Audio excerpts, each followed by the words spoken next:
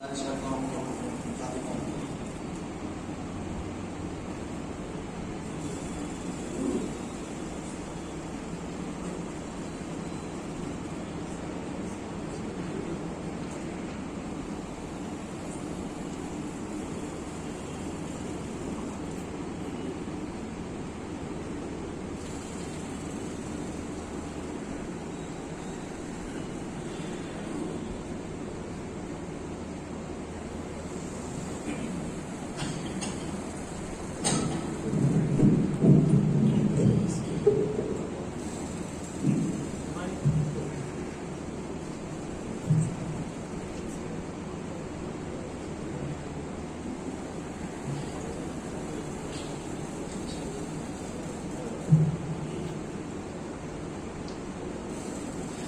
علیکم ورحمۃ اللہ وبرکاتہ۔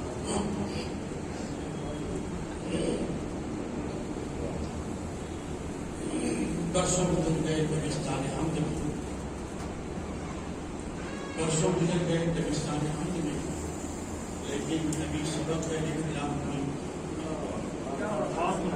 صرف حب نبی رسول کا مائی دلیل دعوتیں آئی بتایا صدر خلافت مفکر اسلام حضرت یادین نیت صاحب مدد اللہ علیہ، صدر اعلی قدر الہند مجلس تعمیر ملت، داعی اسلام حافظ القرآن قاری فرقان حضرت مولانا ڈاکٹر مفتی قاسم صدیقی صاحب، تسکین المتخلص و وفا، مولوی کامل جامعہ نظامیہ، مفتی جامعہ نظامیہ المقیم امریکہ،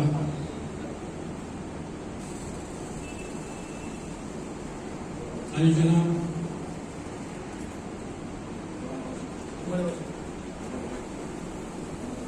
عمر احمد شفیق صاحب محکمہ عمومی تعمیر ملت،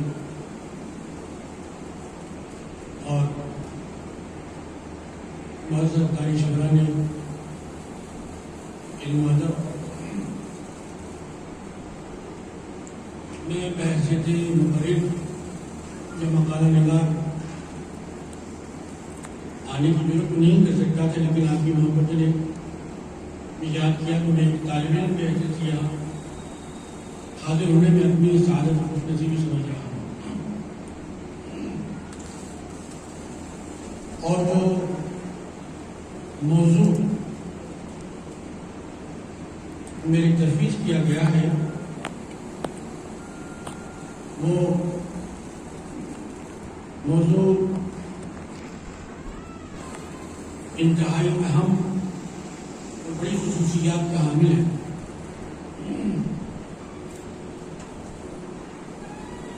ایک سال پہلے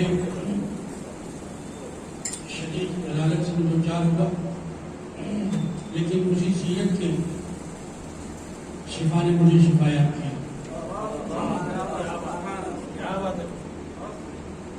بسا اوقات بھول چوک کا خدشہ لگا رہتا ہے، ویسے بھی انسان کہتی اس کو ہے جو خطا اور نسیان کا پتلا ہے۔ اس لیے میں نے جو آپ کی خدمت میں رکھنا ہے اسے تحریر کے زمانے پیش کرنا چاہتا ہوں۔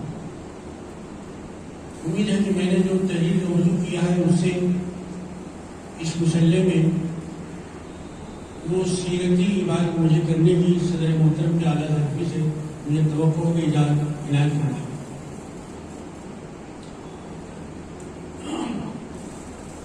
میں کوشش کروں گا بڑے کاغذ کے لیے چھوٹی چٹھی رکنے کی نہ ہے۔ حضرت علیہ السلام کی ولادت سے بعثت تک 40 سالہ حیات کو 40 منٹ میں بیان کرنا ناممکن ہے۔ دریا کو کوزے میں تو سمایا جا سکتا ہے، لیکن ایسا کوزہ اب تک شاید وجود میں نہیں آیا جس میں سمندر سمایا جائے۔ کہا جاتا ہے 100 بقا 1 لیکھا۔ میں نے اس محاورے کو آگے بڑھایا ہے 1 لیکھا 100 بکا۔ بقول غالب ثنائے خواجہ کو میں سپرد یزا کرتا ہوں۔ احتیاط تحریر کے ذریعے سے یہ کامل ہوگی کہ اختصار و اشاروں میں حکم کردہ موضوع کے اہم نکات آپ کی خدمت میں رکھنے کی سعادت حاصل کروں۔ حاضرین محترم، اقوام عالم ہزارہ سال سے ذلت، جہالت، گمراہی کی وادیوں میں زندگی بسر کر رہے تھے، لیکن ولادت نبی کے مسلم میں تبدیلیوں کا ظہور ہونے لگا تھا۔ شریفانہ جذبات پنپ رہے تھے، اعمال بد سے نفرت پیدا ہونے لگی۔ کاہنوں اور نجومیوں کے علاوہ علماء یہود و نصارہ تورات و انجیل کی بشارتیں لوگوں کو سنانے لگے تھے کہ قریب آخری نبی کی ولادت ہونے والی۔ شاہ حبش کے صوبادار ابرہہ نے یمن میں عبادت گاہ تعمیر کرتے ہوئے اس عزم کا اظہار کیا کہ مکے کا کعبہ مسمار کر دیا جائے۔ ایک بڑی فوج لے کر وہ نکلا، لیکن ابابیل کے لشکر نے اس کو تباہ و برباد کر ڈالا، جس کا اشارہ سورہ فیل میں یوں ملتا ہے الم تری کیف فعل ربک باصحاب الفیل۔ ولادت نبی سے تقریباً 2 ماہ قبل اس واقعے میں پیغمبر پاک کے بارے میں فرمایا گیا کہ کیا آپ نے نہیں دیکھا، یعنی حضور علیہ السلام جسمانی طور پر تو اس دنیا میں موجود نہیں تھے، لیکن روحانی طور پر عبد المطلب کی پیشانی میں یہ منظر ملاحظہ فرما ہے۔ اس کو عام الفیل بھی کہا گیا۔ دنیا میں بڑے نبی یا رسول کی پیدائش میں ستارے ٹوٹتے ہیں یا شہاب ثاقب نمودار ہوتا ہے۔ علماء اہل کتاب کے لیے ولادت نبی کو چھپانا مشکل تھا، اس لیے انہیں اعلان کرنا پڑا نبی خاتم اور خلاص بنی آدم کی ولادت ہوا چاہتی ہے۔ علماء تاریخ نے لکھا کہ کنت نبی وآدم بین الروح والجسد فرمانے والے رسول 9 ربیع الاول سنہ عام فیل اور تواتر و اجماع کے مطابق 12 ربیع الاول 40 روز کسریٰ نوشیروان مطابق 22 اپریل 578 عیسوی دوشنبے کے روز بوقت صبح صادق آپ کی ولادت ہوئی۔ ابتدائی 7 روز صبیبہ باندی ام ابو جہل سے مہربان جہاں بہاں ہو گئی۔ جد کریم عبد المطلب کی نگرانی میں آ گئے۔ سیرت ابن ہشام کے مطابق اسی دوران شق صدر کا واقعہ ہوا۔ 8 سال کی عمر میں عبد المطلب کی وفات کے بعد چچا ابو طالب کی کفالت میں آ گیا۔ اس دوران آپ خلوت کو زیادہ پسند فرمانے لگے۔ 7 برس کی عمر شریف تھی کہ بیت اللہ و سیلاب سے متاثر ہوا، اس کی دیواریں منہدم ہو گئی۔ آپ نے تعمیر میں بنفس نفیس حصہ لیا۔ ابو طالب نے اپنی تجارتی قافلے میں دلجوئی کی خاطر آپ کو ہمراہ لے لیا۔ وہاں نامور عیسائی عالم بحیرہ نے آپ کو دیکھ کر پہچان لیا اور ابو طالب سے کہا کہ حضرت کو یہودیوں کے ملک نہ لے جائیں کہ ان سے تکلیف کا اندیشہ ہے۔ ابو طالب کی مکہ واپسی بھاری منافع کے ساتھ ہوئی۔ حوازن اور قبیلہ قریش کی لڑائی میں آپ علیہ السلام مسلح شریک جنگ ہوئے جو حرب فجار کہلائے۔ حرب فجار 581 عیسوی میں ہوئی۔ تاجر کے سر تاج ہوتا ہے۔ حضور علیہ السلام نے تجارت میں دلچسپی اور اپنی دیانتداری، ایمانداری، خود صادق سے برکت ہی برکت اور منافع ہی منافع ہوا۔ آپ کی صادق القول اور امین المال شخصیت کی شہرت نے قبیلہ بنو اسد کی ایک انتہائی معزز خاتون بنام خدیجہ، جو خویلد کی جگر پارا اور مالدار لیکن بیوہ تھی، اپنا مال آپ کے ذریعے فروخت کی پیشکش کی۔ آپ بات مشورات میں محترم ابو طالب ملک شام تشریف لے گئے اور ایک صومعہ جہاں نسترہ راہب نامی مقام کیا ہوئے تھا قیام فرمایا۔ اس نے آپ کا چہرے انور اور آسمانی کتابوں کو دیکھ کر کہا کہ نبی خاتم کی تمام علامات حضرت میں موجود ہیں۔ کثیر منافع کے ساتھ قافلہ مکہ واپس لوٹا۔ آخر کار عاتقہ بنت عبد المطلب کے ذریعے حضرت خدیجہ کا بھیجا گیا شادی کا پیغام قبول کر لیا گیا اور طرفین کے قریبی رشتہ داروں کی موجودگی میں آمد حضرت خدیجہ کے عقد مبارک پر آ گئی۔ حضرت خدیجہ کے بطن سے 3 صاحبزادے اور 4 صاحبزادیاں تولد ہوئے۔ اس وقت مورخین نے آمد کے مشیر 25 سال بتائے۔ تھیوسوفیکل سوسائٹی کے صدر فرنگی خاتون مسز اینی بیسنٹ نے لکھا ہے کہ مسلمانوں کے علاوہ غیر مسلموں کے لیے قابل اتباع صادق الامین سے بڑھ کر کون ہو سکتا ہے؟ اس زمانے میں پرانے زمانے میں کیے گئے مکے کے معاہدے میں مدد کرنے کا آپ علیہ السلام نے عرب قبائل کو تیقن دلایا۔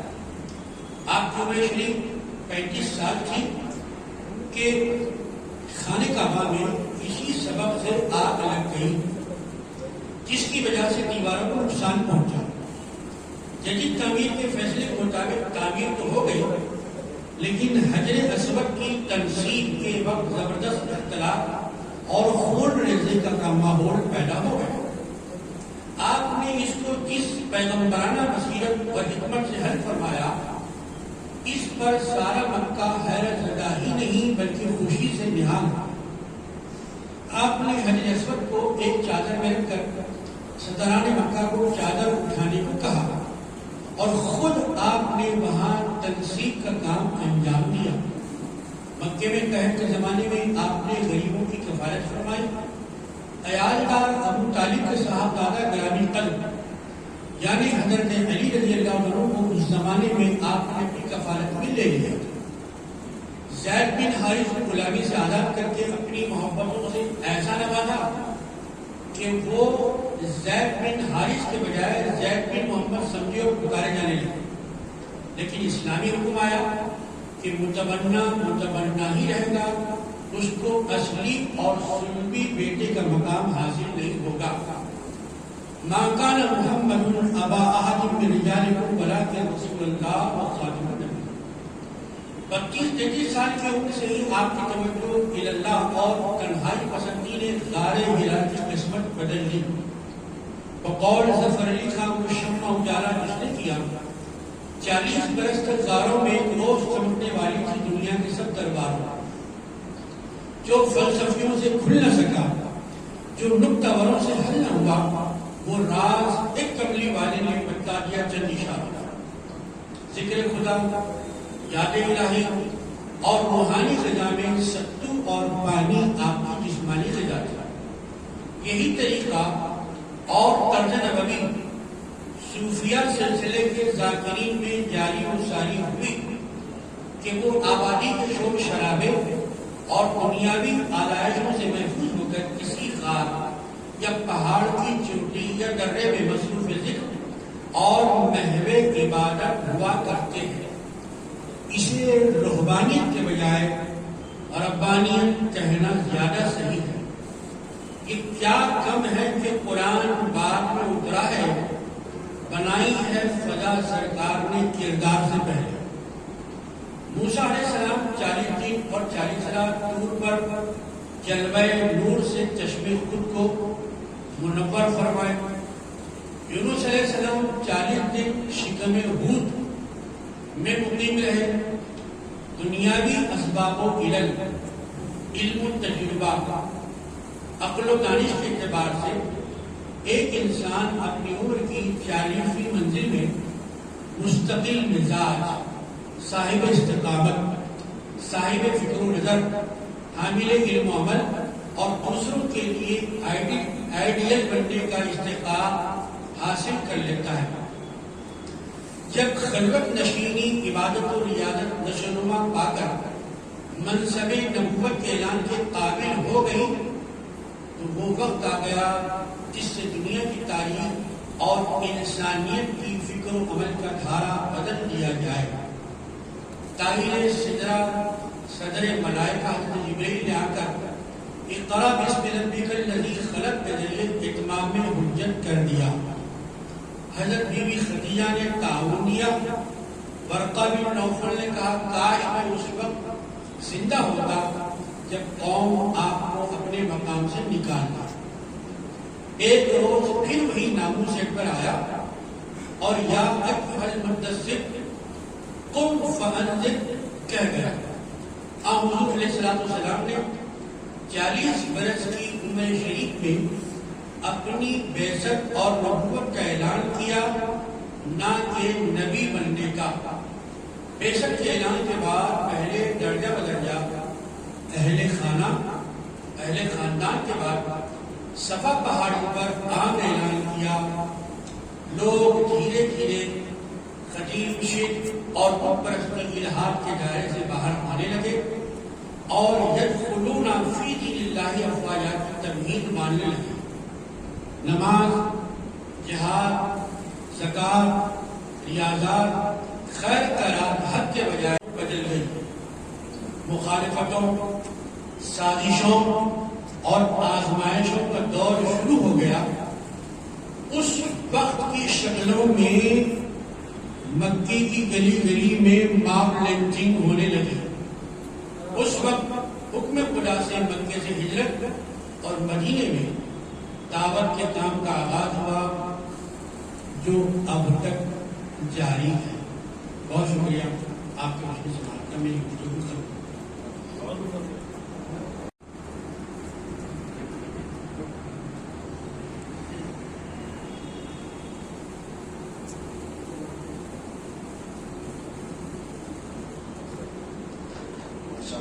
جناب نصیر الدین نظامی صاحب ان سے عنوان ولادت سے بعثت تک ناطق فرما رہے تھے۔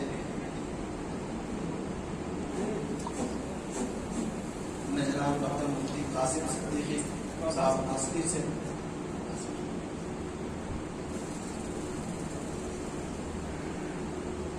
میں جناب محمد صدیقی صاحب سے گزارش کرتا ہوں کہ وہ ہمیں عنوان رسول کریم صلی اللہ علیہ وسلم کے اخلاقی تعلیمات پر مخاطب فرمائیں۔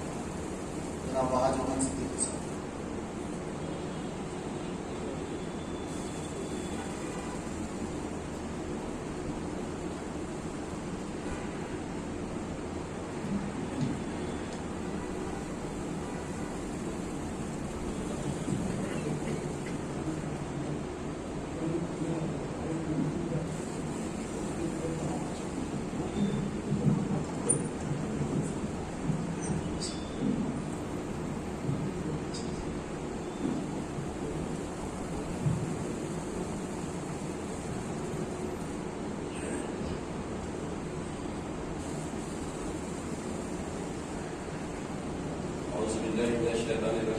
بسم الله الرحمن الرحيم اللهم صل على سيدنا محمد وعلى آله وصحبه أفضل صلواتك وعلى آله وصحبه وإنك على حب نفسي محترم صدر محترم محترم مولانا فصلی نظامی صدر محترم مولانا مولانا قاسم صدیقی تذکیر صاحب نقشبندی، معزز ناظرین، عاشقان رسول، السلام علیکم۔ سب سے پہلے میں اس بات کا معافی کا خواستگار تھا کہ میری سب سے پہلی بے ادبی میں ادب کے عنوان پر مخاطب کرنے کے لیے مجھے یہاں سے دی گئی، لیکن میری بے ادبی پہلے یہ ہے کہ میں وقت پر نہیں پہنچ سکا، حتیٰ کہ بعد نماز کی ادا کرنے کا اللہ میری اس بے ادبی کو معاف کرے۔ حاضرین محفل، اللہ تعالیٰ کا یہ لاکھ احسان ہے، عظیم احسان ہے کہ اس نے بغیر مانگے، بغیر طلب کرے، سب سے پہلے یہ کہ ہمیں اپنے حبیب پاک خاتم النبیین امام الانبیاء رسول کریم صلی اللہ علیہ وسلم کی امت میں حیثیت امتی پیدا کرے۔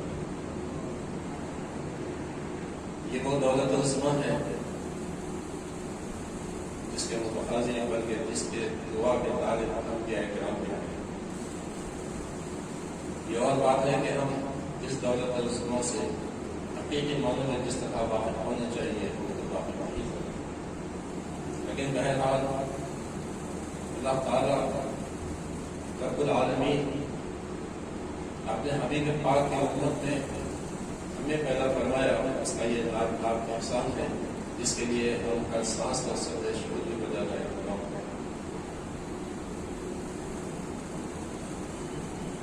رسول کریم صلی اللہ علیہ وسلم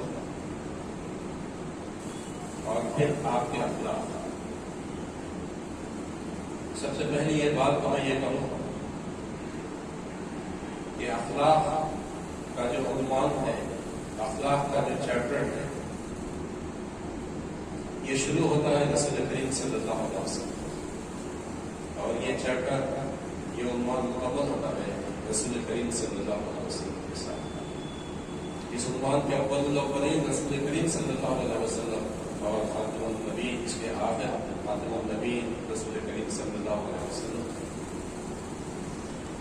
اسلام ساری دنیا میں کیسے پھیلا، بہت بڑا سوال ہے، بہت بڑا عنوان ہے، جہاں مسلمان اس کی اشاعت کے لیے اور خصوصاً علماء کرام، مفسرین کرام، اسلام کس طرح ساری دنیا کے اندر پھیلا اور لوگ اس کو کیسے قبول کیے، اس کے لیے بہت سے باتیں آتی ہیں۔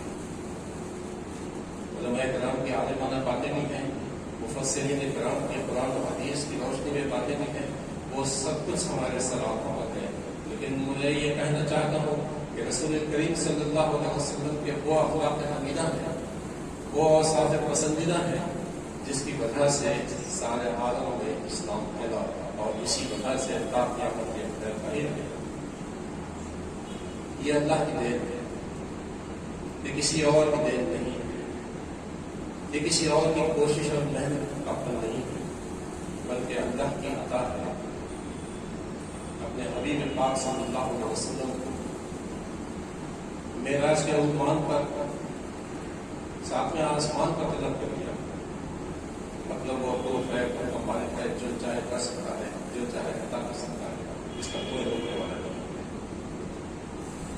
یہ ہماری اپنی خوش قسمتی ہے کہ رسول کریم صلی اللہ علیہ وسلم کی ہم امت میں ہیں، اور رسول کریم صلی اللہ علیہ وسلم کو وہ سب کچھ ملا جو کسی کے شان میں نہیں آ سکتا، کسی کے خیال میں نہیں آ سکتا۔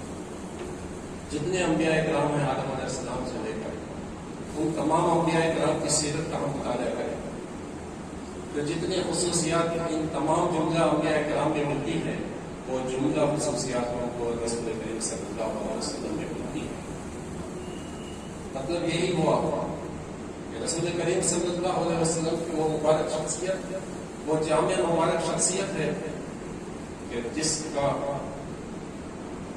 بدل بلکہ میں الفاظ استعمال کرنے میں مجھے ہچکچاہٹ محسوس ہو رہی ہے کہ اس طریقے کا نمونہ کوئی اور ہو سکتا ہے یا بہرحال وقت کم ہے، اس کم وقت میں میں اس عنوان کے ساتھ جس طرح جاننا چاہتا تھا، جس طرح جانے کا میرا ذہن کر رہا ہے، لیکن وقت مجھے اس بات کی اجازت نہیں دیتا ہے کہ آج ہمارے پاس مولانا تسکین صدیقی صاحب، مولانا قاسم صدیقی صاحب تسکین نقشبندی بھی یہاں تشریف لائے ہیں۔ امریکہ سے آنے کے بعد آپ کامل ملت کے میں سمجھتا ہوں کہ اس محفل نصیحت میں تشریف لائے ہیں۔ آپ کو ہم کو سننا ہے کیونکہ امریکہ میں بحیثیت مبلغ، بحیثیت داعی اسلام، بحیثیت عالم وہاں پر جو اپنی خدمات انجام دے رہے ہیں، اور وہاں پر قرآن اور حدیث کی روشنی میں لوگوں کا جو ذہن سازی کا کام کر رہے ہیں، وہ میں سمجھتا ہوں کہ عین تبلیغ اسلام ہے، اور یہ کام اللہ تعالیٰ کا احسان ہے کہ آپ تسکین صدیقی صاحب سے یہ کام اللہ تعالیٰ دے رہا ہے۔ ظاہر ہے کہ قرآن مجید میں آپ کو اخلاق کی بلندیوں کے اوپر باعث قرار دیا گیا۔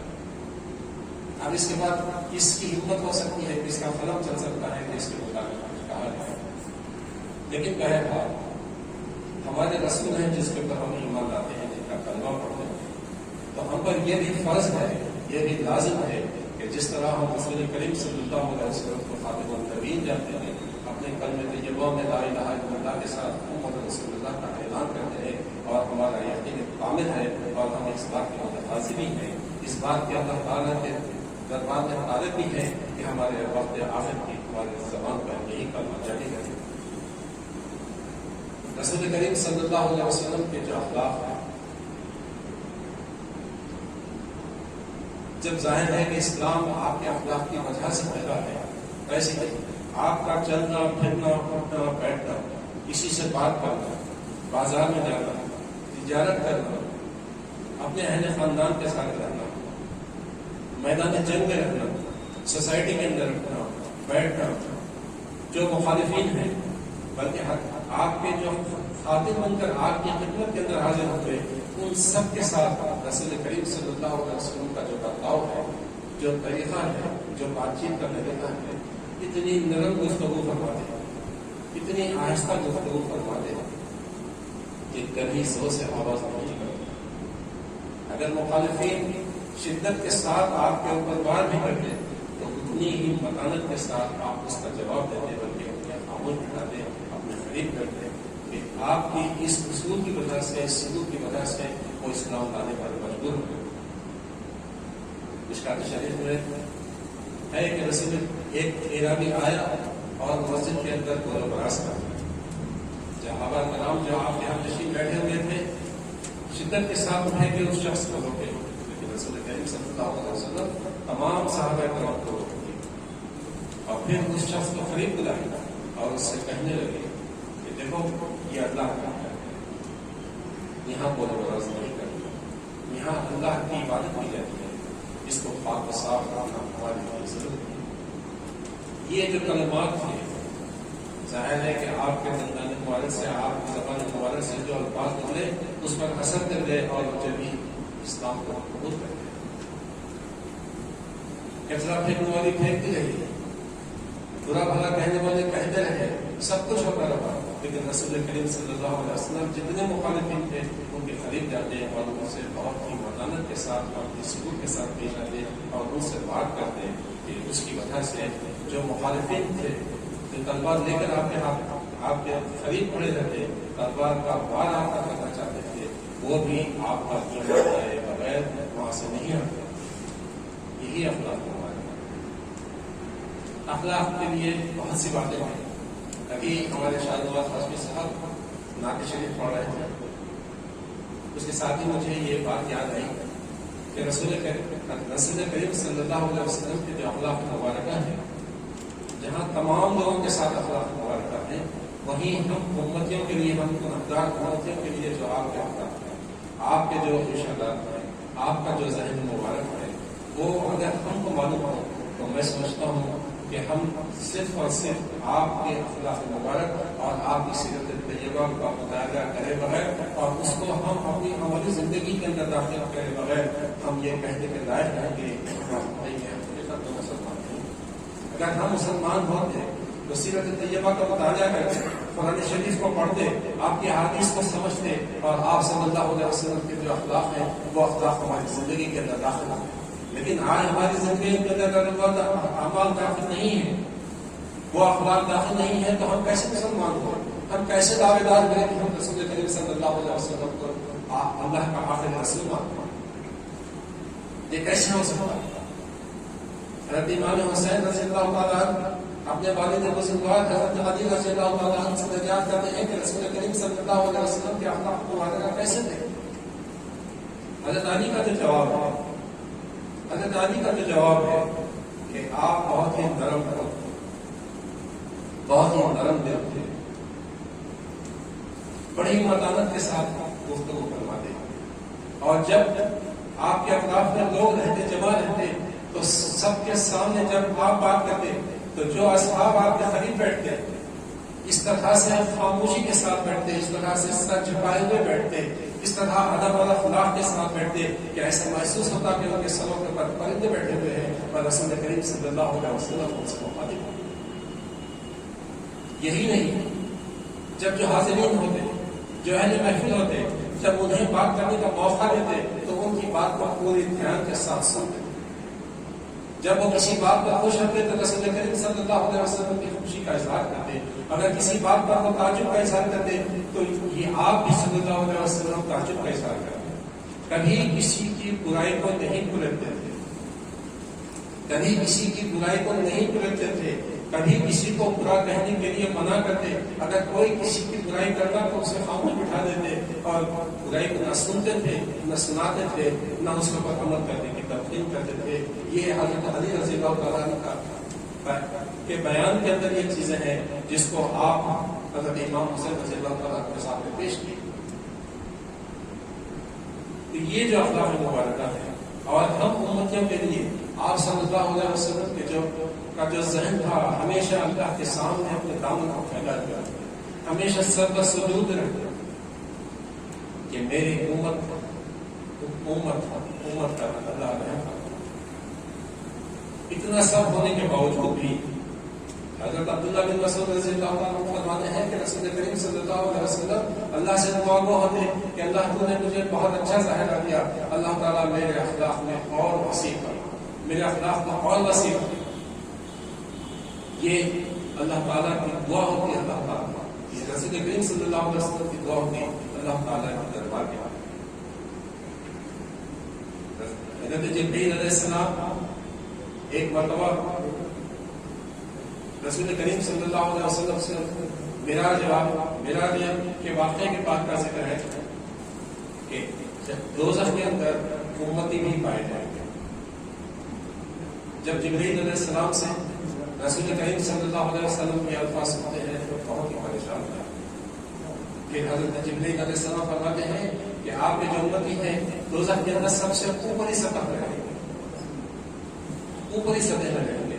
لیکن اس کے باوجود رسول کریم صلی اللہ علیہ وسلم کی جو حالت تھی, آپ صلی اللہ علیہ وسلم 3 دن تک اپنے آپ کو حجرے مبارک میں بند کرتے, صرف نماز کے لیے تشریف لاتے, امامت کرتے اور اس کے ساتھ ہی اپنے کمرے میں چلے جاتے اور اللہ کے حضور کے اندر سربسجود رہتے, دعا میں مشغول رہتے کہ میرے امتیوں کو اللہ تعالیٰ دوزخ سے بچا دے, میرے امتیوں کو دوزخ سے بچا دے, میرے امتیوں کو دوزخ سے بچا دے.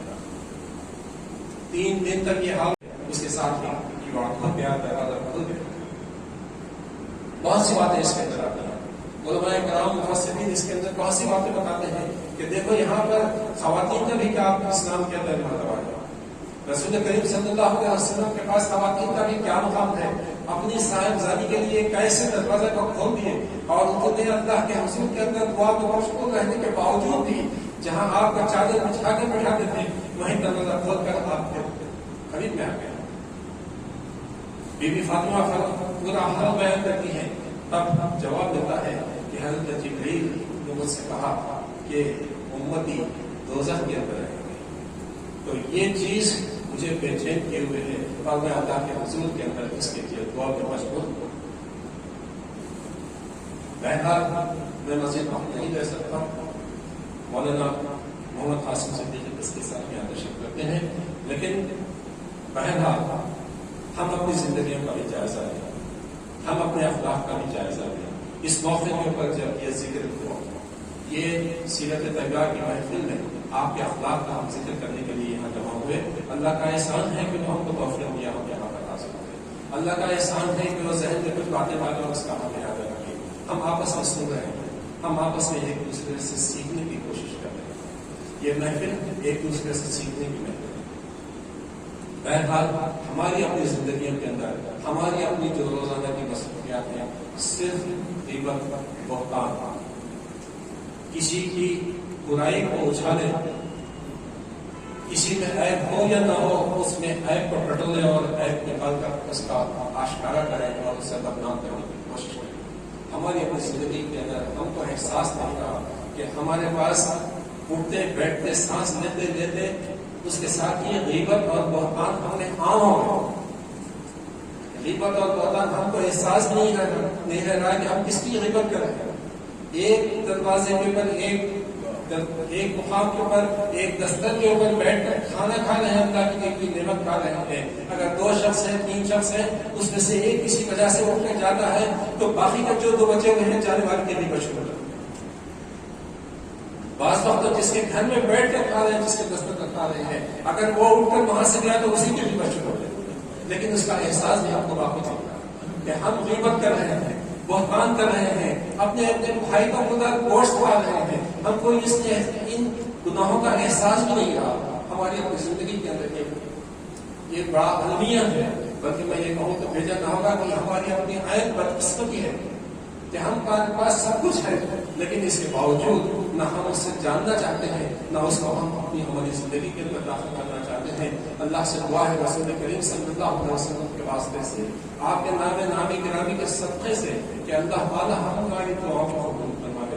ہم کو رسول کریم صلی اللہ علیہ وسلم کی جو سنتیں ہیں، آپ صلی اللہ علیہ وسلم کی جو تعلیمات ہیں، ان تعلیمات پر ہم اپنی زندگیوں کو مرکوز کر لیں۔ ہمیں زندہ رکھ تو ایک مسلمان کی حیثیت سے، ایک امتی کی حیثیت سے، اور ہمارا خاتمہ بھی ہو تو خاتمہ بالخیر ہو، کہ بحیثیت امتی ہمارا خاتمہ بالخیر ہو۔ آمین۔ شکریہ۔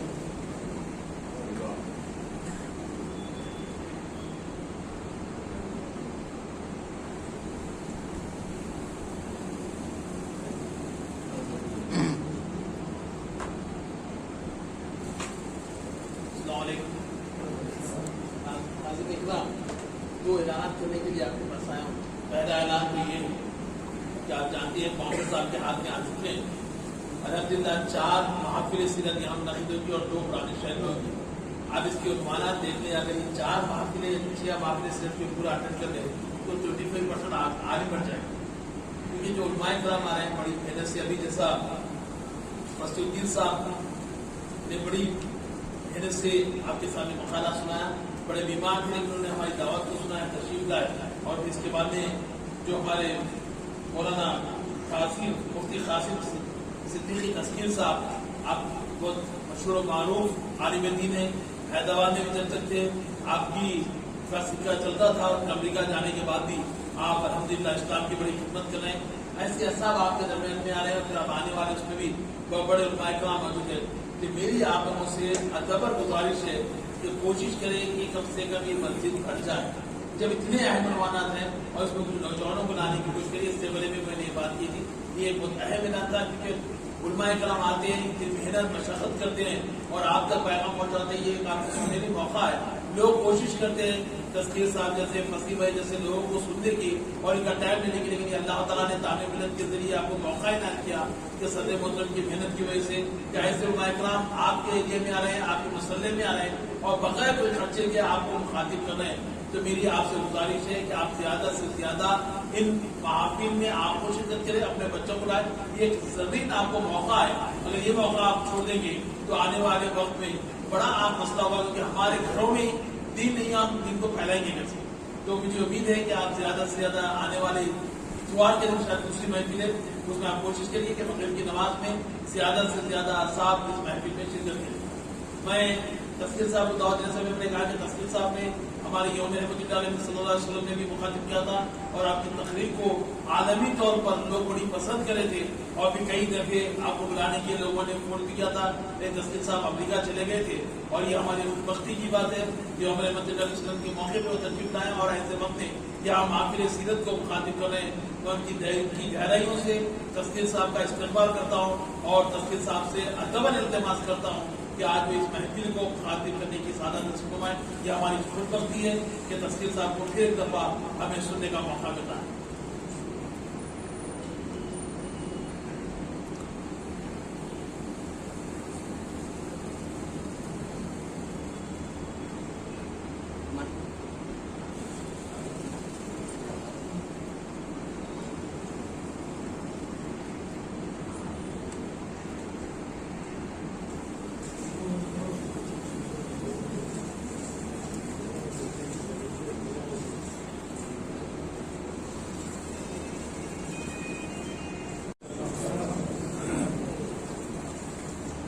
الحمد لله رب العالمين والعاقبة للمتقين والصلاة والسلام على أشرف الأنبياء والمرسلين سيد الأولين والآخرين سيد الوجود محمد المصطفى وآله وصحبه أجمعين، أما بعد، فأعوذ بالله من الشيطان الرجيم، الله الرحمن الرحيم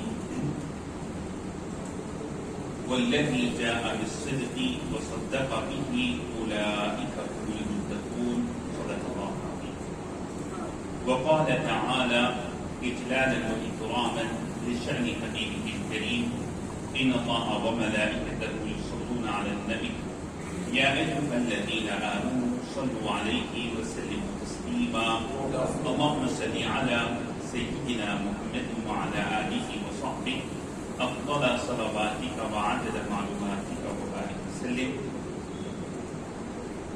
صدر علی مرتبہ محترم المقام ضیاء الدین دنگیر صاحب جناب عمر شفیق صاحب العالی معتمد عمومی، محترم المقام محمد وہاب الدین صدیقی صاحب العالی، عزیزان گرامی، میری خوش نصیبی ہے کہ آج میں سیرت کے اس جلسے میں یہاں حاضر ہوا ہوں اور نبی کریم صلی اللہ علیہ وسلم کی ذات گرامی سے متعلق چند کلمات عرض کرنے کا شرف حاصل ہو رہا ہے. عزیزان محترم، مختصر دو چار باتیں میں پہلے عرض کرتا ہوں، اس کے بعد ایک سیرت کی طرف آتا ہوں. اور امریکہ میں تقریباً 9-10 سال ہو رہے ہیں مجھے، تو وہاں جو ذہن ہے اور یہاں کا جو ذہن ہے وہ کافی فرق ہے. اور یہاں جو ہے مجھے اگرچہ کہ زیادہ شعلہ بیانی میں نہیں کرتا، لیکن تب بھی شعلہ بیانی کچھ تھی وہاں یہاں پر. لیکن جب میں وہاں گیا اور یہاں کے انداز میں تحقیق کرنے لگا تو وہاں بڑی مشکل ہوتی تھی اور بچے بڑے پریشان ہوتے تھے کہ اتنی بڑی آواز میں جو ہے یہ گفتگو کیوں ہو رہی ہے. اور ایک دوسری بات میں آپ سے عرض کرتا ہوں جو مجھے بڑی پسند آتی ہے امریکہ کے بچوں کی، اور جب میں ان کو پڑھاتا تھا، بچوں کو پڑھاتا ہوں تو مختلف ایج کے بچے جو ہے پڑھتے ہیں. تو ایک مرتبہ میں ایک ہماری جماعت سے سوال کیا کہ میں آپ کا امتحان لینا چاہتا ہوں، وہ کس طریقے سے آپ کا میں پرچہ بناؤں. تو ایک طالب علم نے جو مجھے جواب دیا، اس نے کہا کہ شیخ آپ ایسا پرچہ بنائیں، ایسے سوالات بنائیں، یہ ذہن میں رکھیں کہ انفارمیشن ہمیں نہیں چاہیے کہ زیادہ سے زیادہ انفارمیشن ہو، یہ نہیں چاہیے، لیکن 2-4 ایسی چیزیں ضرور ہونی چاہیے جس سے ہم اپنی شخصیت کو ڈیولپ کر سکیں.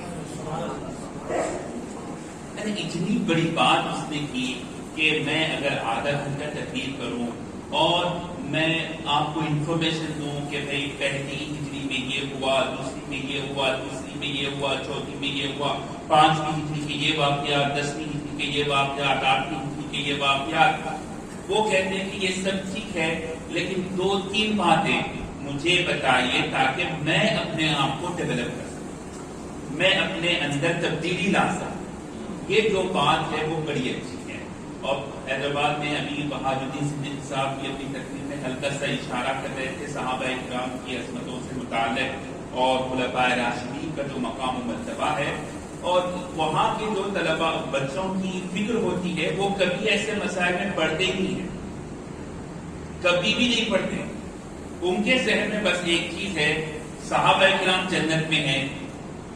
آپ بولیں گے کہ بھائی انشاءاللہ ضرور ہیں، سرکار کی صحبت میں رہے اور وہ بڑے نیک و متقی اور پرہیزگار ہیں، اور وہ اس جنت میں نہ ہو تو کون ہوں گے؟ تو وہ ضرور جنت میں ہوں گے. تو وہ کہیں گے کہ بھائی میں بھی جنت میں جانا چاہتا ہوں، میں بھی جنت میں جانا چاہتا ہوں، مجھے ایسا عمل بتائیے کہ میں ان کے نقش قدم پر چلوں اور میں بھی جنت میں جاؤں. یہ مسائل جو آج کل حیدرآباد میں ہیں اس سے تو کوئی دلچسپی ان کو بالکل بھی نہیں ہے. اور مجھے افسوس ہے کہ اتنی بڑی عمر کے ہمارے پاس لوگ ہیں، نوجوان ہیں، اور ایسے مسائل میں پڑے ہوئے ہیں کہ ان کا مقام کیا ہے، ان کا مقام کیا ہے، انہوں کل افضل ہے، انہوں کل افضل ہے. اگر جو وہ ہیں وہ جو ان کا جو مقام ہے، ان کی جو اسٹرگل ہے، ان کی جو سیکریفائس ہے، آپ کو کیا کرنا ہے؟ آپ اپنی جنت کی فکر کیجئے، اپنی آخرت کی فکر کیجئے، اپنی اصلاح کی فکر کیجئے. اور اللہ نے صحابہ کی اتنی عظمت بلند کی ہے کہ میں اور آپ کون ہوتے ہیں ان کی عظمت کو بلند کرنے والے؟ اور اگر یہ سمجھ میں آپ کو یہ آ رہا ہے کہ میں 1400 سال کے بعد کسی صحابی کی عظمت کو بڑھا رہا ہوں تو اس سے بڑھ کر نادان کون شخص ہے؟ تو عزیزان گرامی تو ذہن کا ایک جو ہے بالکل ایک تفاوت ہے اور افسوس کی بات ہے. تو امریکہ کے جو بچے ہیں بالکل وہ فوکس ہوتے ہیں اپنے ٹارگٹ پر, وہ ٹریک پر ہوتے ہیں اور اپنے مقصد پر ہوتے ہیں اور وہ وہی چاہتے ہیں جو ان کے مقصد میں ان کو ممد و معاون ہوتی ہے. اب رہا عزیزان گرامی, اب میں سیرت سے متعلق آپ کی خدمت میں ایک بات عرض کرتا ہوں کہ حضور پاک صلی اللہ علیہ وسلم کا مقام, آپ کی سیرت اور اس کے اندر جو تنوع ہے آپ کی سیرت میں, یہ بڑے کمال کی چیز ہے. ایسا تنوع حضور پاک صلی اللہ علیہ وسلم کی ذات میں ہے اور ایسی پریکٹیکلٹی حضور پاک صلی اللہ علیہ وسلم کی سیرت میں ہے. تاریخ انسانیت میں ایسی سیرت, ایسی سمان حیات ہمیں نہیں ملی. اور سب سے مقدس ہستیاں انبیاء کرام علیہ السلام کی ہیں. بس ایک مثال میں آپ کی خدمت میں عرض کرتا ہوں کہ حضور پاک صلی اللہ علیہ وسلم کی شخصیت ایسی ہے. حضرت عیسیٰ علیہ السلام کے اقوال کو کرسچنز بڑے فخر کے ساتھ پیش کرتے ہیں کہ حضرت عیسیٰ علیہ السلام نے کیا فرمایا کہ اگر کوئی ایک گال پر مار دے تو دوسرا گال آپ پیش کرو, تم دشمن کو جو ہے 70 مرتبہ معاف کرو. یہ جو ہے ایک طرف حضرت عیسیٰ علیہ السلام کے پیش کرتے ہیں. دوسری طرف اسلام میں جو جنگیں ہوئی ہیں سرکار کے زمانے میں, اس کو وہ پیش کرتے ہیں کہ دیکھو حضور پاک صلی اللہ علیہ وسلم کو دیکھو کتنی جنگیں آپ نے کی ہے. پھر دوسری طرف حضرت عیسیٰ علیہ السلام کے اقوال کو پیش کرتے ہیں. لیکن عزیزان گرامی, اگر آپ دیکھیں, مجھے اچھا معلوم ہوتا ہے خطبات مدراس میں ایک واقعہ انہوں نے اچھا لکھا ہے کہ کسی ہندو سے ایک مسلمان دوست نے پوچھا ہے کہ تم نے حضرت عیسیٰ کی سیرت بھی پڑھی ہے اور تم نے نبی کریم صلی اللہ علیہ وسلم کی سیرت بھی پڑھی ہے. وہ بہت بڑا اسکالر تھا. تو تم نے دونوں کی سیرت پڑھی ہے, تم دونوں کی سیرت کو کیسے پاتے ہو, کس طریقے سے دیکھتے ہو؟ تو وہ ہندو اسکالر نے جواب دیا کہ میں دونوں کی سیرت کو ایسا دیکھتا ہوں کہ ایک انسان کے سامنے ایک بچہ اچھی باتیں کرتا ہے, ایسا معلوم ہوتا ہے مجھے جب میں حضرت عیسیٰ کی ذات کو دیکھتا ہوں کہ وہ جب باتیں کرتے ہیں تو میٹھی میٹھی باتیں ہو رہی ہیں. کس کے سامنے؟ کوہنامش شخصیت کے سامنے. عزیزان گرامی, یہ باتیں تو سننے میں اچھی معلوم ہوتی ہیں کہ دشمن کو معاف کرو, 70 مرتبہ معاف کرو, ایک مرتبہ کسی نے کوئی گال پر مارے دوسرا گال بھی پیش کرو. لیکن عزیزان گرامی, سوال یہ ہے کہ حضرت عیسیٰ علیہ السلام نے یہ فرمایا ضرور ہے, لیکن کیا آپ نے عملی طور پر اس کو بتایا ہے؟ 36 برس کی آپ کی عمر تھی, لگ بھگ 36 برس میں بقول عیسائیوں کے آپ کو سولی پر چڑھا دیا گیا اور بقول اہل اسلام کے آپ کو اٹھا دیا گیا. لیکن حضرت عیسیٰ کی سیرت میں ہمیں یہ پہلو ملتا ہے کہ آپ اپنے دشمنوں پر غالب آئے, آپ نے فتح کی, اپنے دشمنوں کو زیر کیا, اس کے بعد آپ نے معاف کیا.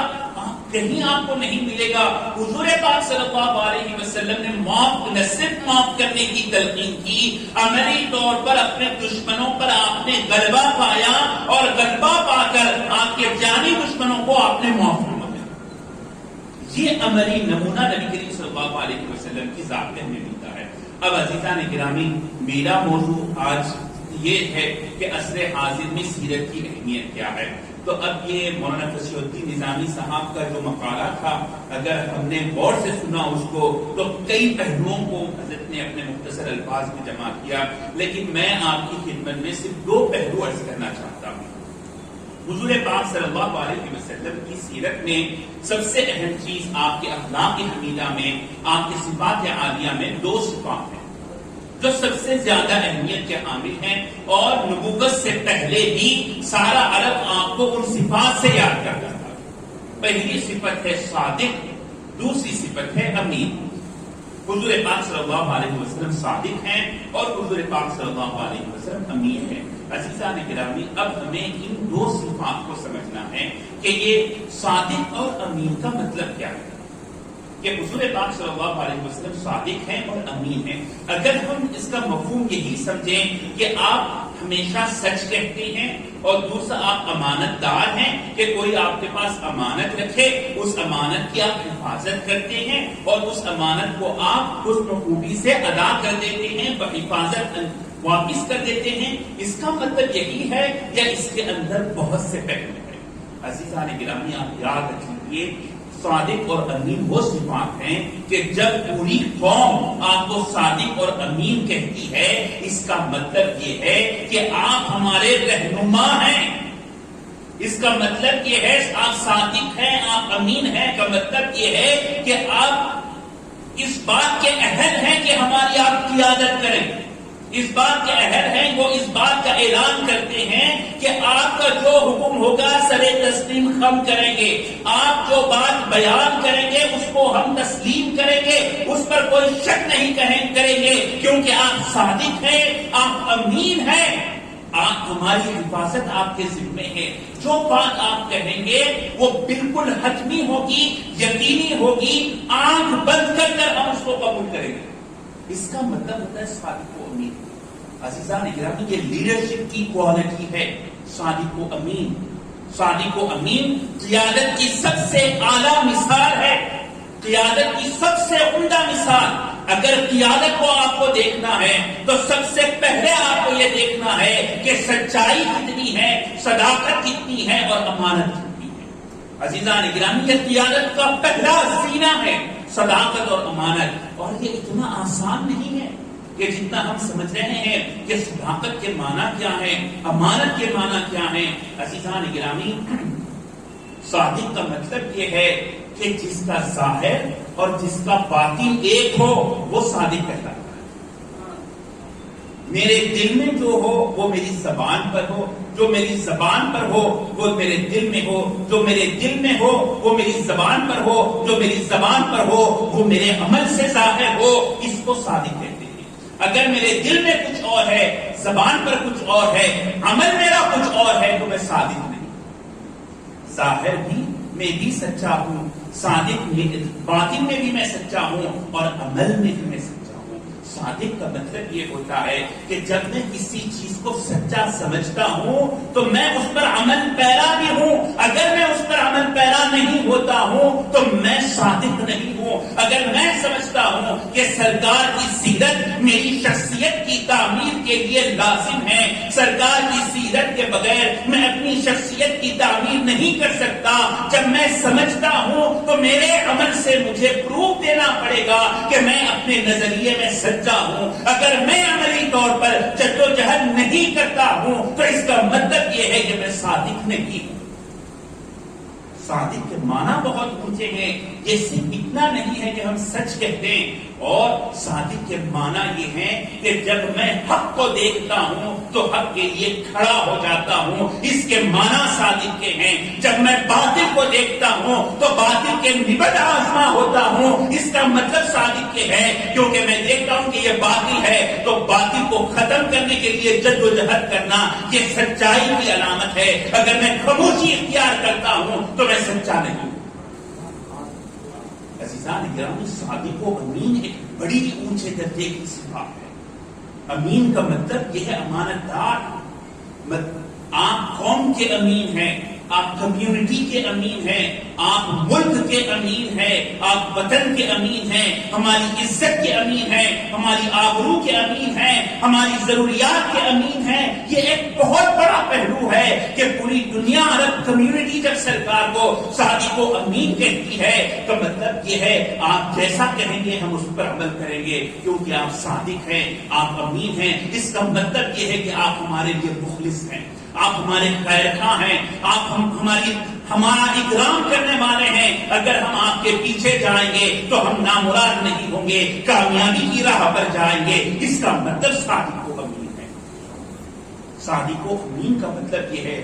عزیزان گرامی, علامہ اقبال کا ایک مشہور شعر ہے, سبق پھر پڑھ صداقت کا, عدالت کا, شجاعت کا, لیا جائے گا تجھ سے کام قوم کی امامت کا. یہ جو امامت کا فریضہ ہے یہ اسی کے معنی صدق و امانت ہے. اگر آپ صدق و امانت کی تشریح کرنا چاہیں تو اقبال کے اس شعر سے آپ کر سکتے ہیں کہ جس میں صداقت بھی ہو، جس میں عدالت بھی ہو، جس میں شجاعت بھی ہو، تو یہ ایسا ہی شخص امامت کے حقدار ہو سکتا ہے، ایسا ہی شخص قیادت کے حقدار ہو سکتا ہے جس میں صدق ہو اور جس میں امانت ہو۔ عزیزان گرامی، ایک بحیثیت مسلمان ہمیں یہ کوشش کرنی چاہیے کہ ہم یہ حضور پاک صلی اللہ علیہ وسلم کے ان دو صفات کو سمجھیں اور اس کو اپنی زندگی میں اپنانے کی کوشش کریں، اور جب ہم ان دو صفات کو سمجھ کر اپنے اندر اس کو اپنانے کی کوشش کریں گے، ترقی کی فکر کریں گے، ہمیں ترقی کی راہ پر آپ لے کر آئیں گے، ہماری حفاظت آپ کریں گے، ہمارے حقوق کی آپ حفاظت کریں گے، تو عزیزان محترم یہ عظیم معنی ہے۔ اور میں نوجوانوں سے بھی عرض کروں کہ صداقت اور امانت کے معنی میں بہت گہرائی ہے، اور جو شخص صادق ہوتا ہے، امین ہوتا ہے، یاد رکھیے وہ سب سے بہترین پلان کرنے والا ہوتا ہے، سب سے بہترین منصوبہ بندی کرنے والا ہوتا ہے۔ وہ ایسا نہیں ہوتا کہ اچانک اٹھے اور امتحان صبح میں آ گیا، اٹھے اور جو امتحان لکھنے کے لیے چلے جائے اللہ کے نام پر، نہیں۔ صادق اگر ہے، امین ہے، تو وہ ہر چیز کو اہمیت دے گا اور وقت سے پہلے اس کی پلاننگ کرے گا، اس کی منصوبہ بندی کرے گا اور اپنے وقت پر اپنے امتحان کو ادا کرے گا۔ اور اگر کوئی شخص نہیں کرتا ہے تو اس کے اندر صداقت اور امانت کا پہلو نہیں ہے۔ عزیزان گرامی، صادق امین وہ شخص ہوتا ہے جس کے اندر سیلف کنٹرول ہوتا ہے، سیلف کنٹرول جس کے اندر ہوتا ہے، جس کی زندگی میں ڈسپلن ہوتا ہے، جس کی زندگی منظم ہوتی ہے، جس کی زندگی آرگنائز ہوتی ہے، جو کمیونٹی کا خیال رکھنے والا ہوتا ہے، کمیونٹی کی فکر کرنے والا ہوتا ہے، اپنی فیملی کی فکر کرنے والا ہوتا ہے، اور اس کے ساتھ ساتھ اس کے اندر کریج ہوتا ہے، اس کے اندر بہادری ہوتی ہے، اس کے اندر شجاعت ہوتی ہے کہ اپنی فیملی کی حفاظت میں، اپنی کمیونٹی کی حفاظت میں جو مشکلات پیش آئیں گی اس کا وہ مقابلہ کر سکتا ہے اور وہ ان مسائل کو حل کرنے کی صلاحیت رکھتا ہے، اسی کو صادق اور امین کہتے ہیں۔ عزیزان گرامی، تو یہ ایک بہت اونچے معنی ہے۔ اور آپ دیکھیں سرکار دو عالم صلی اللہ علیہ وسلم کی زندگی کو دیکھیں، جس طرح سرکار نے فرمایا تھا کہ اپنے نبوت کے اعلان سے پہلے، قوم کے سامنے نبوت کے اعلان سے پہلے آپ نے فرمایا کہ اگر میں یہ کہوں کہ اس پہاڑ کے پیچھے سے ایک لشکر تم پر حملہ آور ہے، کیا تم اس کو مانو گے یا نہیں مانو گے؟ تو پورے عرب نے کہا تھا کہ ہم سر تسلیم خم کریں گے، ضرور مانیں گے، کیونکہ ہمیں کوئی شبہ نہیں ہے، کوئی شائبہ آپ کے اخلاص پہ نہیں ہے، آپ جو ہم سے محبت کرتے ہیں، آپ کی جو خیر کا یہ ہمارے ساتھ ہے، ہمیں بالکل بھی شبہ نہیں ہے۔ تو سب سے اہم صفت صداقت اور امانت ہے۔ عزیزان گرامی، ایک مثال میں آپ سے عرض کرتا ہوں۔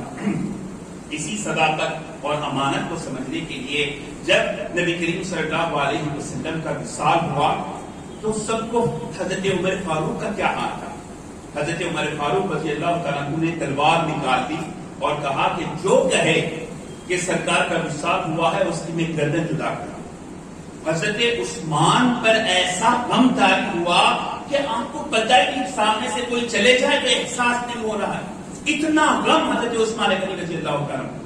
ایسے وقت میں سیدنا ابو بکر صدیق رضی اللہ تعالیٰ عنہ کھڑے ہوتے ہیں اور ایک خطبہ ارشاد فرماتے ہیں، وَمَا مُحَمَّدٌ إِلَّا رَسُولٌ قَدْ خَلَتْ مِن قَبْلِهِ الرُّسُلُ أَفَإِن مَّاتَ أَوْ قُتِلَ انقَلَبْتُمْ عَلَىٰ أَعْقَابِكُمْ وَمَن يَنقَلِبْ عَلَىٰ عَقِبَيْهِ فَلَن يَضُرَّ اللَّهَ شَيْئًا۔ محمد صلی اللہ علیہ وسلم اللہ کے رسول تھے، آنکھ سے پہلے بھی رسول تشریف لائے اور انتقال کر گئے۔ اللہ کا حکم ہے اگر کوئی رسول شہید ہو جائے یا انتقال کر جائے کیا تم واپس پلٹ جاؤ گے؟ کیسا تو آپ نے عالی شان خطبہ ارشاد فرمایا، اور جب یہ خطبہ ارشاد فرمایا سارے لوگوں میں ایک کیفیت تھی، بے چینی تھی، وہ بے چینی ختم ہوئی اور ان کے اندر ایک استقامت کی کیفیت پیدا ہوئی اور سارے لوگ پھر متحد ہوئے اور صدیق اکبر کے ہاتھ پر بیعت کیے۔ صدیق اکبر کے ہاتھ پر بیعت کیوں کیے؟ کیونکہ ان کو اعتماد تھا کہ یہ صادق ہیں، یہ امین ہیں، یہ صادق ہیں، یہ امین ہے۔ اور آپ نے ثبوت دیا کہ آپ نے جب یہ خطبہ ارشاد فرمایا ساری امت نے اس کو قبول کیا، تسلیم کیا۔ کیا اور ان کے اندر ایک اعتماد پیدا ہوا، ایک قوت پیدا ہوئی، دلوں میں تسکین پیدا ہوئی اور پھر وہ متحد و منظم ہوئے۔ عزیزان گرامی، تو یہ صرف وہ امانت، آپ دیکھیں کہ جب اختلاف ہوا صحابہ کرام میں کہ خلیفہ کون ہوگا، انصار نے کہا کہ خلیفہ ہم میں سے ہوگا، مہاجرین نے کہا کہ خلیفہ ہم میں سے ہوگا، تو اس وقت صدیق اکبر نے کیا فرمایا؟ آپ نے صرف ایک حدیث فرمائی، الائمۃ من قریش، امام جو ہے قبیلے قریش سے ہوگا۔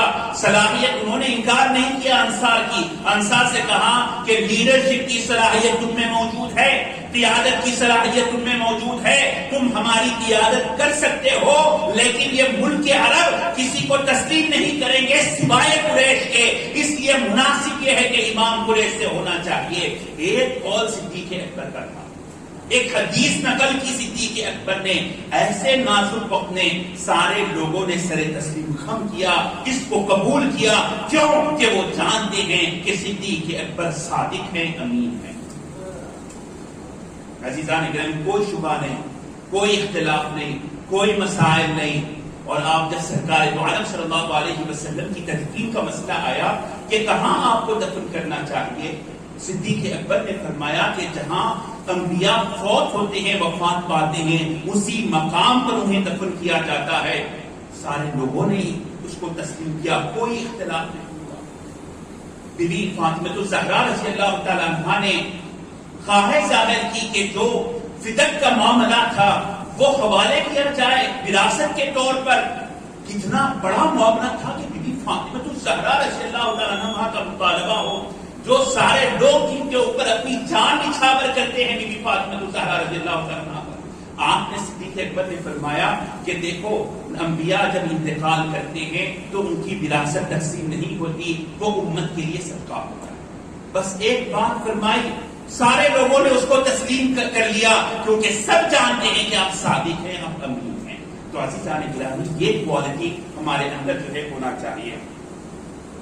اب بس ایک اور ایک بات مزید اس کو میں وضاحت کرتے ہوئے کہ صداقت کا مفہوم کیا ہے، امانت کا مفہوم کیا ہے، ایک واقعہ حضرت احنف بن قیس رضی اللہ تعالیٰ عنہ کا آپ کی خدمت میں عرض کرتا ہوں، اور ہمیں سمجھ میں آ جائے کہ صداقت اور امانت اپنے اندر کتنے وسیع معنی رکھتے ہیں، اور ہم اس کو سمجھ کیا رہے ہیں، اور کس پہلو سے ہمیں اس کو سمجھ کر اپنی زندگیوں کے اندر لانا چاہیے۔ احنف بن قیس رضی اللہ تعالیٰ عنہ یہ اپنے قبیلے کے سردار تھے، قبیلے کے سردار تھے، اور یہ ظاہری اعتبار سے آپ کا رنگ سیاہ تھا، اور آپ کوئی اونچے پورے لمبے چوڑے بالکل بھی نہیں تھے۔ ظاہری طور پر آپ کو اگر کوئی دیکھے تو وہ جچتے نہیں تھے، لیکن اللہ نے ایسی وزڈم آپ کو دی تھی، ایسی صلاحیت آپ کو دی تھی کہ پورا قبیلہ، آپ کے اطراف کے پورے قبیلے، ہزارہا لوگ صرف منتظر ہوتے ہیں احنف بن قیس رضی اللہ تعالیٰ عنہ کے اشارے کے۔ آپ کا اشارہ ہوتا ہے، سارے لوگ اس کو تسلیم کر لیتے ہیں۔ سرکار کے عہد مبارک میں آپ نے اپنے ایک نمائندے کو عراق کو روانہ فرمایا اسلام کی تبلیغ کے لیے۔ جب وہ ایک صحابی وہاں عراق کو پہنچے، آپ کے قبیلے کو پہنچے، سارے لوگوں کو جمع کیا، اسلام کی دعوت پیش کی، تو سارے، اور احنف بن قیس نے اس وقت فرمایا، دیکھو یہ کتنی پیاری تعلیمات ہیں، کتنے پیارے اخلاق کی تعلیمات ہے، تم مجھے کیا دیکھ رہے ہو، آگے بڑھو اور اسلام قبول کرو۔ صرف اتنا فرمانا ہے احنف بن قیس رضی اللہ تعالیٰ عنہ کا، اور پوری قوم کو پتا ہے، پوری قبیلے کو پتا ہے کہ احنف بن قیس صادق ہیں، امین ہیں، وہ جو کہتے ہیں ہمارے حق میں کہتے ہیں، اپنی ذات کا ان کے اندر کوئی شائبہ نہیں ہوتا، نفس پرستی کا کوئی شائبہ نہیں ہوتا، وہ ہمارے مخلص ہیں، وہ ہمارے خیرخواہ ہیں، ہمارے حق میں جو سب سے زیادہ بہتر ہے وہی اس کا فیصلہ کریں گے، کیونکہ وہ صادق ہے، امین ہیں، اور سارے لوگوں نے اسلام کو۔ عزیزان گرامی، وہی احنف بن قیس رضی اللہ تعالیٰ عنہ ہیں۔ جنگ جمل ہوئی تو آپ اس میں شریک نہیں ہوئے، کیونکہ صحابہ کے درمیان وہ معاملہ تھا۔ آپ حضرت علی کرم اللہ وجہہ کی تائید میں آنا چاہتے تھے، لیکن پھر کسی نے مشورہ دیا کہ صحابہ کا مابین معاملہ ہے، آپ پیچھے ہٹ گئے۔ حضرت علی مرتضیٰ کرم اللہ وجہہ کو لکھا کہ اگرچہ کہ میں آپ کا ساتھ نہیں دے رہا ہوں، لیکن 10,000 تلوار آپ کے خلاف اٹھنے سے میں اس کو روک رہا ہوں۔ اگرچہ کہ میں آپ کے ساتھ آ کر جنگ نہیں کیا، لیکن 10,000 تلوار آپ کے خلاف میں نہیں اٹھ رہے ہیں. جب جنگ صفین ہوئی تو آپ نے حضرت علی رضا کرم اللہ وجہہ کا ساتھ دیا. جب امام حسن اور سیدنا امیر معاویہ رضی اللہ تعالیٰ عنہ کے درمیان معاہدہ ہو گیا تو عزیزان گرامی حضرت احنف بن قیس یہ صحابیت کا شرف حاصل نہیں ہوا آپ کو. حضور کے عہد مبارک میں تھے لیکن حضور پاک صلی اللہ علیہ وسلم کے دیدار سے مشرف نہیں ہو سکے. آپ کبار تابعین میں سمجھے جاتے ہیں. تو حضرت امیر معاویہ رضی اللہ تعالیٰ عنہ کے پاس مبارکبادی دینے کے لیے احنف بن قیس گئے کیونکہ آپ کا بہت بڑا قبیلہ تھا اور آپ کے قبیلے کے اطراف میں اور بھی بہت سارے قبائل تھے. تو ان سارے لوگ آپ کو لیڈر تسلیم کرتے تھے. تو آپ جو ہے مبارکبادی دینے کے لیے حضرت امیر معاویہ رضی اللہ تعالیٰ عنہ کے پاس پہنچے. عزیزان گرامی اب آپ اندازہ کیجئے حضرت عمر فاروق کے دور میں حضرت احنف بن قیس نے بڑی بڑی فتوحات حاصل کی ہیں. وہ ممالک کو وہ کنٹریز کو آپ نے فتح کیا ہے جو مسلمانوں کے لیے نہایت مشکل تھی اس کو فتح کرنا, لیکن اپنی دانش مندی سے انہوں نے اس کو فتح کیا تھا. اتنے تیز گام, اتنے عقل مند, اتنے زیرک احنف بن قیس تھے. اور جب صفین میں آپ نے مدد کی سیدنا علی مرتضیٰ کرم اللہ وجہہ کی, کا مطلب یہ ہے کہ ہزارہا لوگ حضرت امیر معاویہ رضی اللہ تعالیٰ عنہ کے خلاف تھے. اور جب آپ نے ساتھ دیا تو حضرت امیر معاویہ رضی اللہ تعالیٰ عنہ نے جو اپنی تدبیر کرنا چاہتے تھے کئی اعتبار سے وہ ناکام ہوتی رہی. جب حضرت امیر معاویہ ایک پورے اسلامی سلطنت کے امیر مقرر ہو گئے, سارے قبائل جا کر ان کو مبارکبادی دے رہے ہیں. حضرت احنف بن قیس بھی جاتے ہیں ان کو مبارکبادی دینے کے لیے. اور جو بھی حضرت امیر معاویہ رضی اللہ تعالیٰ عنہ آپ کو دیکھتے ہیں بڑے برہم ہوتے ہیں اور کہتے ہیں کہ اے احنف بن قیس تم ہی ہو جو جنہوں نے میرے خلاف ایسا کیا, ایسا کیا, ایسا کیا. بڑا آپ کے اندر جلال تھا, اس جلال کا اظہار آپ نے کیا. عزیزان گرامی احنف بن قیس اس وقت میں کیا کرتے ہیں, وہ قوم کے لیڈر تھے, قوم کی قیادت کر رہے تھے. اور اگر ان کی بے عزتی ہوتی ہے تو پورے قبیلے کی بے عزتی ہوتی ہے. اور کیسے وہ صادق تھے آپ غور فرمائیے, کیسے وہ امین تھے آپ غور فرمائیے, اپنے قبیلے کی عزت کی حفاظت کیسے کی ہے آپ غور فرمائیے. حضرت امیر معاویہ رضی اللہ تعالیٰ عنہ کو جواب دیتے ہیں, آپ کے دربار میں کھڑے ہو کر جواب دیتے ہیں, معاویہ سن لو, اے معاویہ سن لو کہ جو تلوار تمہارے خلاف اٹھی تھی آج بھی وہ تلوار ہمارے ہاتھوں میں موجود ہے. اور جن جو دل تم سے نفرت کیے تھے اس جنگ میں وہ دل آج ہمارے سینوں میں موجود ہے. اگر ایک قدم آپ آگے بڑھیں گے 10 قدم ہم آگے بڑھیں گے. لیکن ہم یہاں پر مسلمانوں کی اجتماعیت کے لیے آئے ہیں, ان مسائل کو ہم بھول کر آپ کے پاس آئے ہیں. حضرت امیر معاویہ رضی اللہ تعالیٰ سمجھتے تھے عرب کے جلال کو, عرب کی غیرت کو, قبیلے کی غیرت کو سمجھتے تھے. اور آپ نے پھر بعد میں نرمی اختیار کی اور ان کا اکرام کیا, اس کے بعد وہ چلے گئے. عزیزان گرامی اس دربار میں حضرت امیر معاویہ رضی اللہ تعالیٰ کی بہن موجود ہے. وہ بعد میں اپنے بھائی سے کہتی ہے حضرت امیر معاویہ رضی اللہ تعالیٰ سے, وہ کون شخص تھا جس نے اتنی جرأت سے امیر المومنین کے بارے میں ایسی بات کہی اور آپ نے ان کا کچھ بھی نہیں کیا, وہ صحیح سلامتی کے ساتھ واپس چلے گئے. تو حضرت امیر معاویہ رضی اللہ تعالیٰ جواب دیتے ہیں, نہیں اس معاملے میں نے ہی پہل کی تھی. ان کا جو غصہ تھا وہ بچا تھا کیونکہ میں ہی پہلے غصہ ہوا تھا, ان کا غصہ بچا تھا. اور اس کے بعد وہ فرماتے ہیں آپ کو پتا ہے کہ احنف بن قیس کون ہے؟ احنف بن قیس وہ شخص ہے اگر وہ برہم ہو جائے, اگر وہ غصے میں آ جائے تو 1,00,000 آدمی اپنی تلوار نکالیں گے اور یہ نہیں پوچھیں گے احنف بن قیس غصہ کیوں ہوا ہے. وہ نہیں پوچھیں گے احنف بن قیس غصہ کیوں ہوا ہے, برہم کیوں ہوا ہے, جلال میں کیوں ہے, نہیں پوچھیں گے, ان کی تعریف میں آ جائیں گے. اگر کوئی بات میرے والد بھی پوچھے کرنے کے لیے کہیں تو میں کہوں گا بابا جی کیا بات ہے, پر ایسا نہیں تو ایسا کریں گے, ایسا نہیں تو ایسا ہونا چاہیے. میرے استاد مجھ سے پوچھے تو میں ان سے مشورہ کروں گا کہ صاحب کیا بات ہے, کیا ہم ایسا نہیں کر سکتے, ایسا نہیں کیا جا سکتا. وہ قوم 1,00,000 افراد اپنی تلوار نکال لیں گے اگر احنف بن قیس غصے میں آ جائے، جلال میں آ جائے. اتنا صداقت تھی ان کی، اتنی امانت تھی ان کی، اتنا اعتبار تھا اپنی ان کی قوم کا ان پر کہ احنف بن قیس جو کرتے ہیں قوم کے لیے کرتے ہیں، ملت کے لیے کرتے ہیں، ہماری بھلائی کے لیے کرتے ہیں، ہمارے مفاد کے لیے کرتے ہیں. غصے میں آتے ہیں تو ہماری خاطر، اگر وہ بہار ہوتے ہیں تو ہماری خاطر. یہ اعتماد ہوتا ہے. تو عزیزان گرامی، صداقت و امانت لیڈرشپ کی سب سے اعلیٰ کوالٹی ہے، سب سے اعلیٰ مثال ہے. اور جب تک ماں باپ کے اندر یہ صفات نہ ہو اور ان کی اولاد اپنے ماں باپ کے حق میں صادق و امین نہ سمجھے، اس وقت تک اولاد کے دل میں ماں باپ کا بھی اعتبار نہیں ہوگا. اگر اولاد یہ دیکھے کہ یہ تو ایموشنل بلیک میلنگ ہو رہی ہے، یہ ہمارے مفاد میں نہیں ہے، یہ اپنے کنٹرول کو قائم کرنے کے لیے ہمارے والدین ایسا کر رہے ہیں، عزیزان گرامی یہ نہیں ہوگا. جب ماں باپ اولاد کو یہ ہوگا کہ ہمارے ماں باپ جو فیصلہ ہمارے لیے کرتے ہیں وہ 100% ہمارے حق میں ہوتا ہے، وہ ہمارے حق میں بھلے ہوتے ہیں، اور اسی لیے جو ماں باپ فیصلہ کرے وہ اس کو تسلیم کریں گے.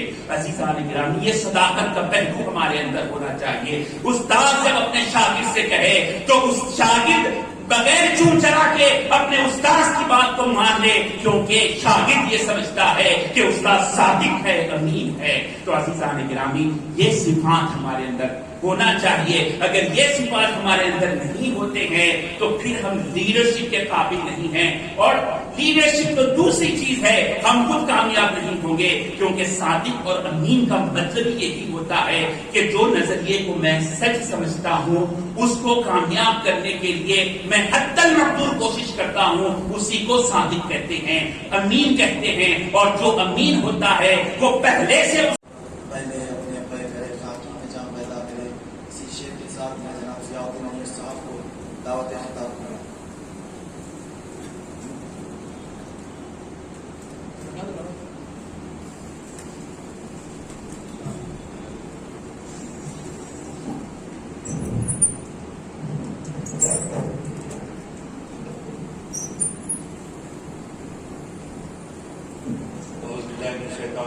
بسم اللہ الرحمن الرحیم. نحمده ونصلي على رسوله الكريم. اما بعد. مولانا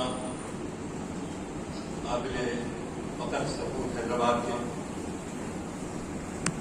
عاصم صدیقی صاحب حیدرآباد کو تشکیل کرنے کے بعد انہوں نے امریکہ کو تشکیل کرنے کے لیے چنا، اور انشاءاللہ اور اللہ تعالیٰ ان کی عمر میں برکت دے اور مسلمانوں میں دین کا فہم پھیلانے کے لیے اور غیر مسلموں میں دعوت اسلام دینے کے لیے ان کی خدمات اللہ تعالیٰ قبول فرمائے. بڑی بارکت العاریہ تقریر تھی جس میں آپ نے 2 اوصاف صادق اور امین کا انتخاب کیا اور اسی کو مختلف انداز سے ہمارے سامنے پیش کیا. اب آپ اندازہ لگائیے کہ اتنی اچھی تقریر ہونے کے بعد جو لوگ شریک نہیں ہو سکے کتنے محروم ہو گئے ہیں. تو اسی لیے ہم کو کوشش کرنا چاہیے کہ ڈاکٹر صاحب ہی نہیں اور بھی اہل مولانا وسیع الدین نظامی صاحب کا بھی بادشاہ تھا، ہمارے واحد الدین صدیقی صاحب نے بھی وقت کی کمی کے باوجود اخلاق حمیدہ کے بارے میں روشنی ڈالی، اور ہمارے نعت خواں بہترین نعت انہوں نے سنائے، سما باندھ دیا تھا، اور ہمارے قاری سلمان صاحب کی قرأت کلام پاک سے محفل کا آغاز ہوا. میں اتنی اچھی تقریر سننے کے بعد میں نہیں چاہوں گا کہ آپ کا وقت ضائع کروں، لیکن یہ کاش اگر ہو سکتا کہ آپ میں سے کچھ سوالات کریں اور صاحب آپ کو جواب دیں، لیکن ٹائم ہے نہیں. اس کے لیے آپ کو کرنا یہ ہوگا کہ تعمیر ملت کے جو ٹائم ٹو ٹائم اعلانات آتے ہیں اس کو ذرا دیکھ لیں، اور وہاں جہاں بھی مولانا کا خطاب ہو آپ وہاں پر پہنچیں، اور انشاءاللہ تعالیٰ کچھ روز ہمارے درمیان آپ کا قیام رہنے والا ہے. اور اس طرح عزیزان گرامی، تعمیر ملت 72 ایئرس 72 سال سے جو ہے یوم رحمت العالمین صلی اللہ علیہ وسلم منعقد کرتی آ رہی ہے. اس میں یہی تھا بانی تعمیر ملت کا سید طریق اللہ عثمانی صاحب کا منشا کہ بجھی عشق کے آگ اندھیر ہے، مسلمان نہیں راک کا ڈھیر ہے. اصل جو محمد رسول اللہ صلی اللہ علیہ وسلم سے جو محبت ہونا چاہیے وہ آج ہمیں غائب ہو گئی ہے. اس کی وجہ سے ہم جو ہے خود نہ تھے جو راہ پر اوروں کے ہادی بن گئے. کیا نظر تھی جس نے مردوں کو مسیحا کر دیا؟ کیا نظر تھی؟ کیسے کیسے لوگ پیدا ہوئے جی کہ آپ ابتدائی زمانے کا واقعہ سنیں جہاں وہ عورتوں کو زندہ دفن کرتے تھے. عرب نہ صرف زندہ دفن کرتے، نیو بول کے ہوتا، نیو آپ کے ہندی میں 10 عورتوں سے ان کے تعلقات ہوتا.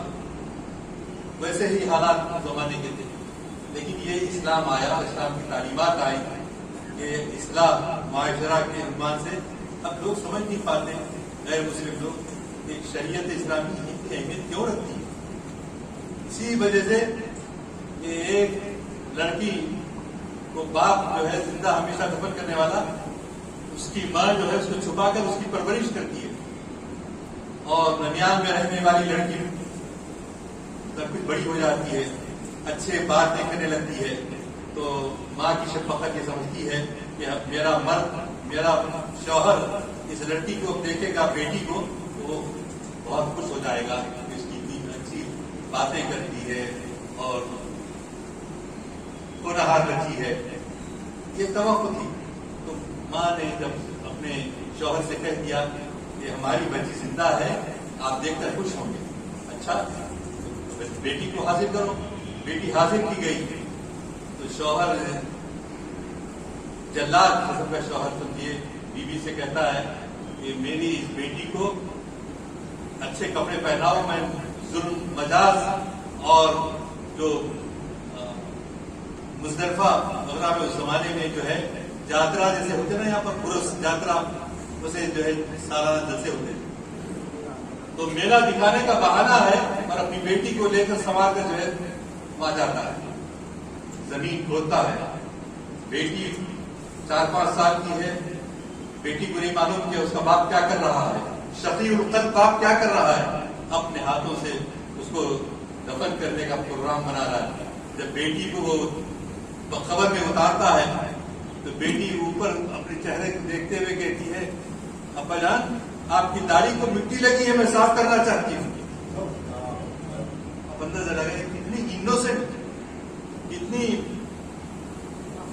معصوم بچی، اور اس کو یہ نہیں معلوم کہ اس کا باپ کیا کرنے جا رہا ہے.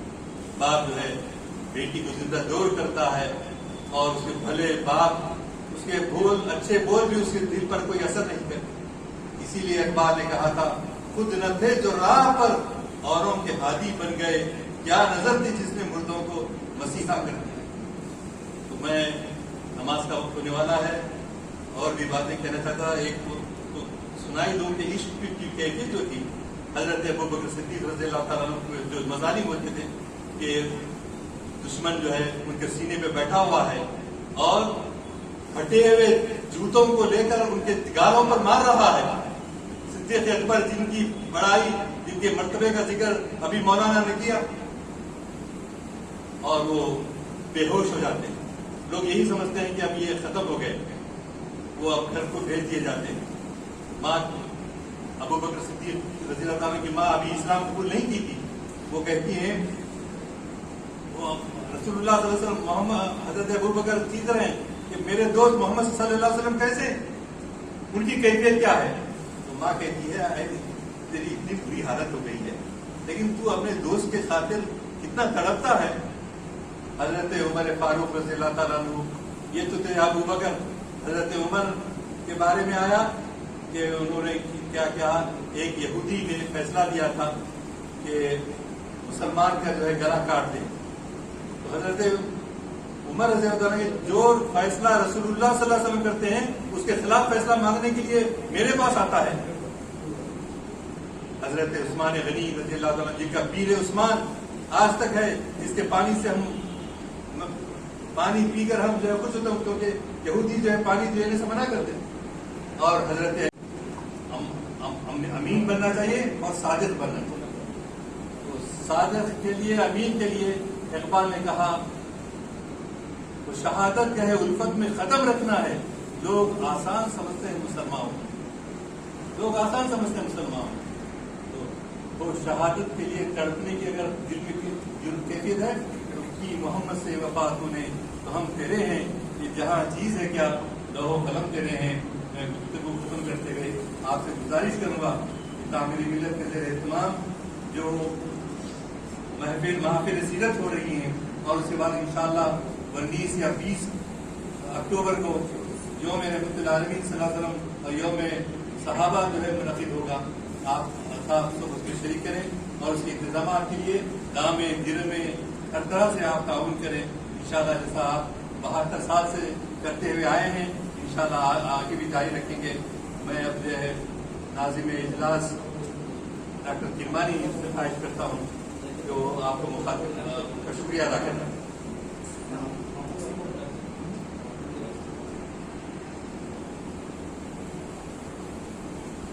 انشاءاللہ تعالیٰ دوسری محفل سیرت 26 اکتوبر مسلح اعظم میں بعد نماز مقرر ہے، جس میں مولانا راشد مسیح مفتی صاحب اور نوجوان مفتی اسلام مولانا اول عابدین صاحب اور جناب عمر احمد شفیق صاحب خاطر فرمائیں. سب سے پہلے اللہ تعالیٰ کا شکر ادا کرتا ہوں.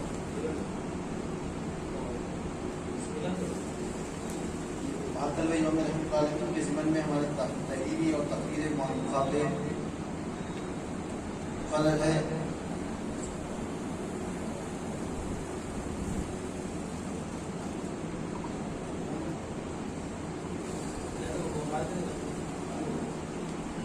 میں جناب ضیاء الدین نیت صاحب کا شکریہ ادا کرتا ہوں کہ انہوں نے محفل کی صدارت کی. مولانا فصیح الدین نظامی صاحب کا بھی شکریہ ادا کرتا ہوں، اور مولانا ڈاکٹر مفتی قاسم محمد تسکیر صاحب کا بھی شکریہ ادا کرتا ہوں. جناب بہاد الدین صدیقی صاحب کا شکریہ ادا کرتا ہوں، اور تمام حضرات کا فردن شکریہ ادا کرتے ہوئے جلسے کی برخاستگی کا اعلان کرتا ہوں. السلام علیکم.